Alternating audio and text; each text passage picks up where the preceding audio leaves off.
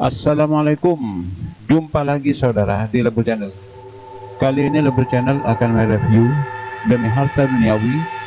Orang ini adalah menikah dengan wanita bangsa jin yang haus seks. Sebelum kita bahas topik tersebut, kita intro dulu. 3, 2, 1.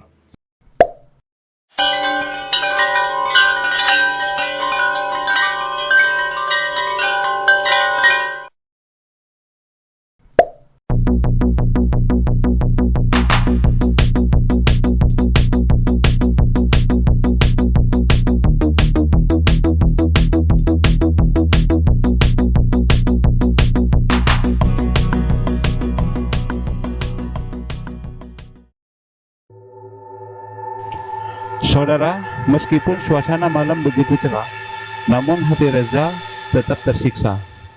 Malam itu masih ada perasaan bimbang dan ragu.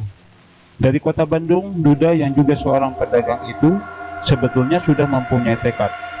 Ia datang ke kota Lasem hanya membawa satu harapan, pengen segera lepas dari beban hutang yang ia tanggung. Oleh karena itu, ia datang ke rumah Broto, seorang paranormal yang tinggal di daerah Lasem. Konon paranormal yang satu ini bisa menikahkan manusia dengan bangsa jin. Apa benar kamu pengen menikah dengan bangsa jin? Tanya Broto menyentakkan lamunan Reza. Sejenak Reza diam lalu menghela nafas panjang. Baru kemudian membalas pertanyaan paranormal muda itu. Iya, saya bersedia asalkan hutang-hutang saya lunas nantinya. Terus terang, saya sangat pusing memikirkan tumpukan hutang itu. Mendengar jawaban yang meyakinkan, akhirnya Broto menjelaskan ritual pernikahan dengan jin itu. Menurutnya, setelah Reza menikah dengan jin dan mampu memenuhi kebutuhan nafsu jin itu, maka Reza akan dengan mudah mengeruk keuntungan duniawi. Ia dapat meminta apapun terhadap istrinya itu, perhiasan dan uang akan dengan mudah ia dapatkan. Tapi yaitu, kamu harus pintar-pintar merayunya, jelas Broto. Kalau tidak, mungkin jin istrimu itu akan pelit sekali. Akhirnya setelah mendapat penjelasan yang amat panjang dari Broto, maka tengah malam yang terang benderang oleh sinar rembulan itu, Broto dan Reza segera melakukan ritual pernikahan. Sebuah pernikahan yang dipaksakan, karena sepasang pengantin itu belum saling mengenal, apalagi terlebih dulu pacaran. Buah-buahan, kemenyan, dan beberapa perlengkapan lainnya mereka bawa ke sebuah pohon tua. Di bawah pohon tua itulah mereka segera duduk bersila. Asap, kemenyan, madu, dan hiu cina segera menyatu untuk mengusik keberadaan binatang malam. Malam itu betul-betul dicekam keheningan. Suara jangkrik bahkan burung hantu yang bertengger di atas pohon segera sirna dari pendengaran, lalu berubah dengan suara mantra-mantra berkekuatan magis. Hati Reza tetap bimbang, namun ia juga berharap agar pernikahannya kali ini bisa memuaskan hatinya. Seiring terdengarnya mantra-mantra, Reza semakin jauh menghayal. Bayangan Ani almarhumah istrinya juga turut hadir dalam hayalan itu. Ia berharap agar istrinya yang bangsa jin itu betul-betul cantik seperti wajah almarhum istrinya. Cinta saya tetap untukmu. Saya belum bisa melupakan dirimu. Namun aku terpaksa menikah dengan makhluk gaib karena harus membayar hutang-hutang kita, gumam Reza di keheningan malam. Belum sempat Reza berhayal jauh tentang kenangan indah bersama istrinya, tiba-tiba saja tangan Broto menepuk lututnya. Reza langsung tersentak dari lamunan, matanya dibuka lebih lebar. Coba kamu pandang itu, dia calon istri kamu, ucap Broto sambil menunjuk sesosok tubuh di samping pohon. Seorang wanita berdiri tegak dengan telanjang dada. Dengan hati berdebar, Reza menatap jin wanita calon istrinya itu. Ia berkali-kali menghela nafas panjang. Terangnya cahaya rembulan yang jatuh di tubuh wanita yang telanjang dada itu benar-benar menampilkan ketakutan. Hati Reza bergejolak keras karena fenomena gaib itu. Apakah harus malam ini saya menikah? Tanya Reza dengan suara terputus-putus. Broto hanya mengangguk pelan. Ia segera memanggil jin wanita itu ke sampingnya. Semakin jelas oleh Reza pemandangan yang baru pertama kali dilihatnya itu. Tampak jelas buah dada wanita itu sangat besar. Saking besarnya buah dada itu hingga menggelantung ke pusatnya. Apalagi setelah ditatapnya wajah jin itu, tidak ada sisa kecantikan sedikit pun. Muka jin itu tampak tua dan keriput. Giginya juga sudah ompong saat tertawa. Lantas, mana cerita yang menyebutkan bahwa Putri Jin itu semuanya cantik-cantik? Gerutu Reza dalam hati. Tak usah khawatir, meski itu wajah aslinya, dia juga bisa tampil sangat cantik, jelas Broto, seolah tahu apa yang difikirkan Reza. Akhirnya Reza mengerti, sehingga hatinya tergugah kembali untuk menikah dengan jin itu. Dan tak berapa lama, akhirnya selesai juga pernikahan itu.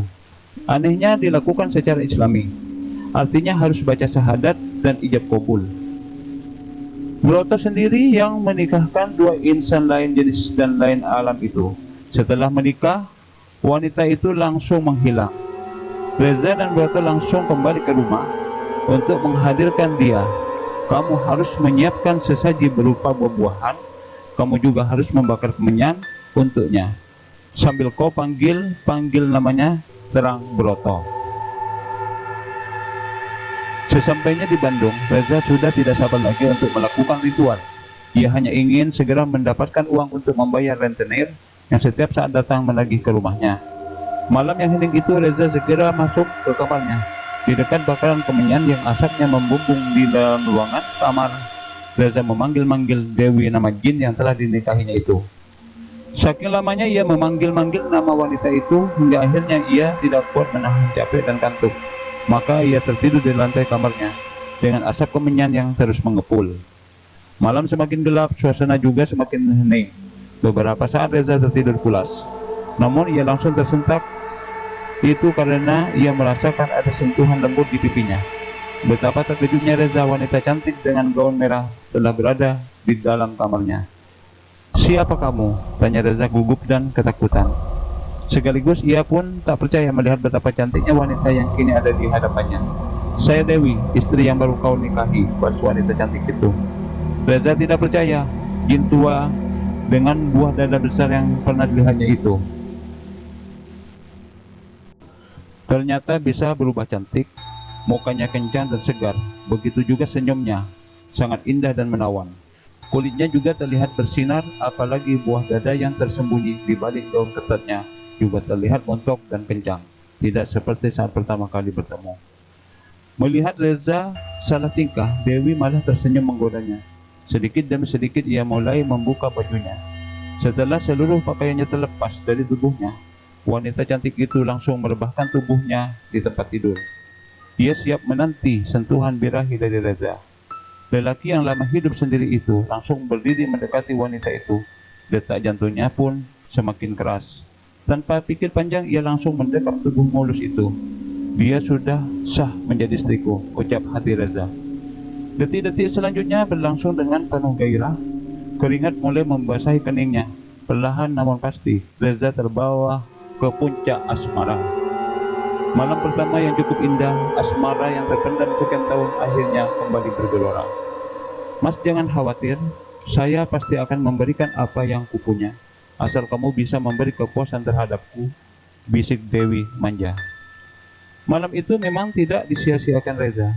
Tidak masalah kalau ia harus memuaskan istrinya itu, toh dia juga merasakan kepuasan yang sama. Entah berapa kali Reza bercinta dengan Dewi di malam pertama itu. Rasa nikmat yang dirasakan ternyata telah membuat Reza lupa diri. Ia tidak memperhatikan fisiknya yang sudah mulai rapuh dimakan usia. Reza nyaris kehabisan tenaga, sehingga tanpa disadari ia seperti seorang yang mati dalam tidurnya. Kang, Reza bangun!" teriak seseorang samar-samar terdengar. Ternyata Reza baru sadar bahwa mentari sudah tinggi. Ia langsung menyambar pakaian yang ada di sampingnya, lalu dikenakan. Ia langsung terjerembab di lantai, tubuhnya sangat kecapean, sehingga untuk melangkah saja ia tidak mampu. Reza mencoba merangkak menuju tempat tidurnya. Ia merintih kesakitan, tubuhnya terasa nyeri seperti habis dipukuli. Belum sempat ia sampai di tempat tidurnya, tiba-tiba saja matanya memandang segepok uang di atas tempat tidurnya. Betapa girangnya hati Reza, karena sebentar lagi utangnya akan terbayar. Ia pun langsung menghitung uang itu. Ternyata ada uang 10 juta di tangannya. Lumayan juga, andai tiap malam bisa terus melakukan ritual ini, utangku pasti lekas terbayar, gumamnya. Tanpa disadari semakin lama Reza semakin berambisi untuk mendapatkan uang yang lebih banyak. Ia juga selalu ketagihan untuk bermesraan dengan Dewi sebab wanita jin ini memang memiliki rasa tubuh yang luar biasa nikmatnya. Nafsu untuk memperoleh harta yang berlimpah ditambah nafsu untuk mengejar kepuasan seksual menjadi Reza benar-benar lupa daratan. Tanpa disadari 3 bulan sudah waktu berbulan madu ia lewati. Tanpa disadari pula tubuh setengah tua itu semakin menyusut keperkasaannya. Akibat tidak bisa mengendalikan nafsu, akhirnya Reza mengalami penyakit yang tidak diketahui penyebabnya. Banyak dokter yang sudah didatangi untuk menyembuhkan penyakitnya itu. Uang yang tiap malam dikumpulkan dari istri gaibnya itu semakin menipis. Baru setelah ia datang ke seorang anjegan, akhirnya Reza tahu penyebab penyakitnya itu. Semua itu karena jin yang telah menguasai dirinya. Wanita jin ini telah menguasai diri dan jiwaku. Saya sangat menderita. Tolong pisahkan aku darinya, ucap Reza. Jadi kamu kepengen cerai darinya? Iya mas, saya ingin menjalani hidup yang lumrah dalam berkeluarga, balas Reza. Sebetulnya kalau kamu bisa mengendalikan diri dan cinta kamu, kamu tak harus seperti ini. Nafsu duniawi kamu yang sangat besar itulah yang membuat kamu dikuasai oleh jin itu, terang Brota. Malam itu juga dilakukan prosesi pemisahan cinta Reza dengan Dewi. Dua makhluk berbeda alam itu pada akhirnya memang kembali hidup terpisah. Jin bernama Dewi yang telah menjerat Reza itu kembali dan dikurung lagi di tempatnya semula. Ia dikembalikan ke sebuah pohon tua di dekat rumah Broto. Sementara itu Reza merasa lega. Bisa lepas dari jin itu. Ia sudah bertekad untuk kembali menjalani kehidupan duniawi secara normal. Semoga saja Reza berhasil dalam hidupnya, lepas dari bayang-bayang cinta sosok jin pengumbar birahi. Demikian saudara review tentang beristrikan jin house sex. Mudah-mudahan bermanfaat, menambah pengetahuan kita tentang pesugihan. Jangan lupa saudara untuk selalu dukung channel ini dengan cara di subscribe, like, komen, supaya kalian selalu mendapatkan notifikasi terbaru dari Lebul Channel. Wassalamualaikum warahmatullahi wabarakatuh.